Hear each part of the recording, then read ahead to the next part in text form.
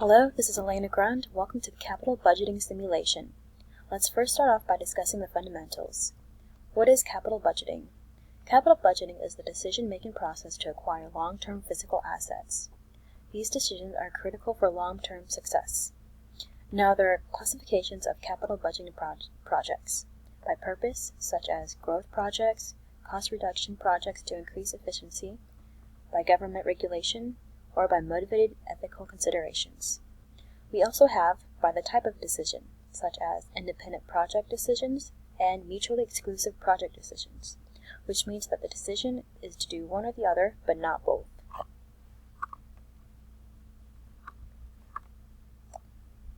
Then we have the capital budgeting decision. Capital budgeting decision methods are based on cost-benefit analysis. The cost of starting a project is called the net investment. The benefit of a project is the increased future cash flow. This is determined on an annual basis and called the net cash flow. Cash flow estimation include net investment estimation and net cash flow estimation.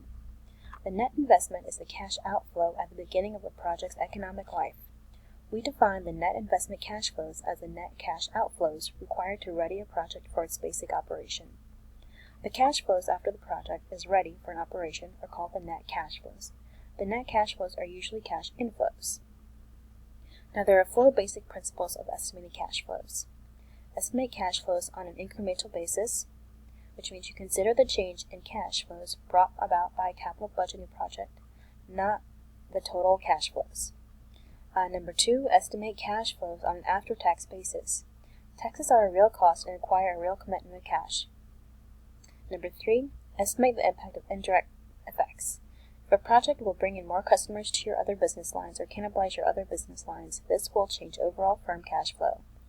And number 4, understand that some costs are irrelevant cash flows. Opportunity costs are irrelevant cash flows.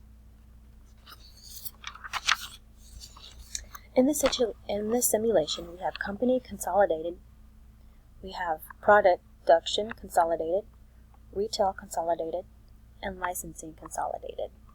Each of these categories show the cash flows from the current year 2014 and future projections.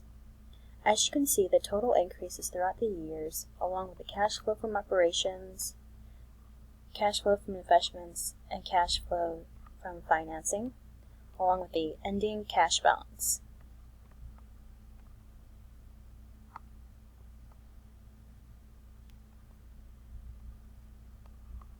There are 4 capital budgeting decision methods. Number 1, payback period. Number 2, net present value. And number 3, profitability index. And number 4, internal rate of return. Once a project's net investment and net cash flows have been estimated, a decision method is used to recommend either acceptance or rejection of the project. There are 2 possible projects, expansion project or a new restaurant project. The first capital budgeting method is the payback period. This is the amount of time required for the net cash flows to recover the net investment. The lower the time, the more attractive the investment. The payback period also has serious weaknesses. First, it does not take into account the time value of money. Second, there is not a criterion for what is acceptable payback period. Third, cash flows after the payback period have no impact on the payback period calculation. The payback period equation is net investment divided by net cash flows. For example, the payback period for this project, the Tyler Doll accessory line, is shown right here.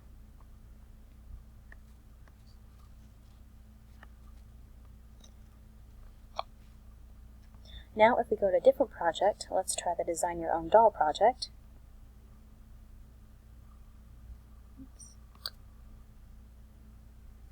There we go.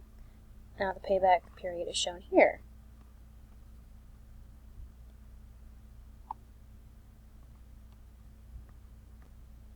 Thus showing the Toddler Doll accessory line project is better than the Design Your Own Doll project, because the Toddler Doll accessory line pays back more quickly than the Design Your Own project, the Design Your Own Doll project. There you go. Now let's talk about the net present value. The net present value, also known as the NPV, is the difference between the present value, also known as the PV, of cash inflows, and the PV of cash outflows. Think of it as benefits minus costs. It is the most straightforward application of cost-benefit analysis. I made my decisions based on if benefits is greater than cost, then the NPV is positive, I would accept the project. If benefits equals cost, then it would be the break-even point. However, if you want to ensure that the company does not overinvest in assets without adequate capital rationing, the company might realize low returns on investments and may possibly face financial difficulties. If the products are independent, then both projects are acceptable and could be funded. If the products are mutually exclusive, then the available information indicates the expansion project, which will increase firm value the most and should be accepted. In this simulation, you can find the NPV listed right here. Next is the profitability index. This identifies the relationship between the cost and benefits. It is the ratio of the benefits to the cost. The equation is probability index equals 1 plus NPV divided by net investment. If the PI is greater than 1, then this provides an indicator that the project is acceptable. If the PI equals exactly 1, this indicates that the project earns exactly the required rate of return, also known as the RRR. This was another method I used to determine whether to accept the project. Okay. The last is capital budgeting decision. The last capital budgeting decision method is the internal rate of return, also known as the IRR. This is the true annual percent rate of return based on estimated cash flows. The IRR is compared to the project's required rate of return. The higher an internal rate of return, the more desirable the project. You can find the IRR listed right here, the tolerable accessory line. Another thing that I paid close attention to was the discount rate for each project. The discount rate is shown right here and also up here. The lower the discount rate, the better. Whether it was a high-risk project, here's the risk. This one is a low risk. If we go back to the Design Your Own Doll, it has a high risk and thus a higher discount rate. Or it could have been a medium risk. The risk and the discount rate correlate. Now let's discuss the decision methods with independent projects. If a capital budgeting project is independent and normal, then this may provide consistent decisions regarding the project's acceptability. The payback period may be equal to or less than the economic life. The NPV is equal to or greater than 0. The PI is equal to or greater than 1. And the IRR is equal to or greater than the RRR. The decision methods for mutually exclusive projects are that all acceptable projects need to be ranked with only the best project accepted. The project with the highest NPV is expected to increase the value of the firm the most. The project with the highest PI and RRR is usually the project expected to increase the value of the firm the most, but this is not always true. There is no reason to expect the mutually exclusive project with the shortest payback period is the most valuable project.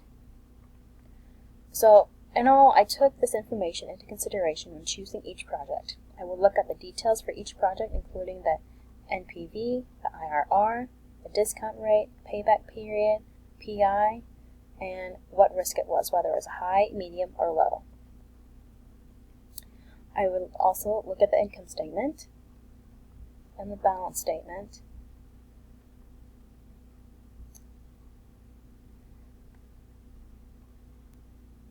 and see how much of a loss or gain the project contributed to the value of the company. Then I would go to the dashboard overview and see the results of each project.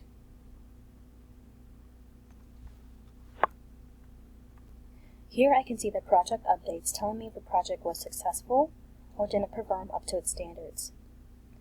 The divisional reports broke everything down and was easy to understand with a color-coded diagram. A financial snapshot was very convenient in showing the revenue, operational income, and the net income from 2009, the previous year, and the current year. In conclusion, capital budgeting rules are important because they create accountability and measurability, which significantly influence a company's performance and market position. They help businesses understand the risks and returns involved in each project. Alright, this concludes the capital budgeting simulation video. Thank you for your time.